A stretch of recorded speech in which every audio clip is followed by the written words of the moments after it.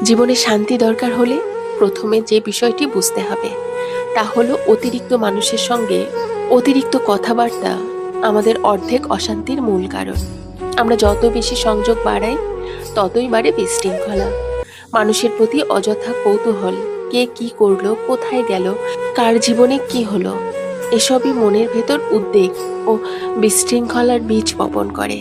মানুষের ভুল দেখলে সঙ্গে সঙ্গে উপদেশ দিতে যাওয়ার আগ্রহ আমাদের অনেকেই দমন করতে পারি না। কিন্তু সত্য হলো, মানুষ তখনই কথা শোনে যখন সে নিজে শুনতে চায়। এর আগে বলা প্রতিটা কথা শুধু সম্পর্কে দূরত্ব বাড়ায় এবং আপনাকে মানসিকভাবে ক্লান্ত করে দেয়। তাই নীরবতা অনেক সময় সবচেয়ে শক্তিশালী প্রতিরক্ষা। একটি সহজ নিয়ম মানলেই জীবন অনেক সহজ হয়। কেউ ভালো করলে বলুন খুশি হলাম, কেউ বিপদে পড়লে বলুন ব্যথিত হলাম। এই এর বাইরে অতিরিক্ত বিশ্লেষণের দরকার নেই। সবচেয়ে বেশি ক্ষতি হয় টক্সিক মানুষের কারণে, যারা নীরবে আপনার সময়, শক্তি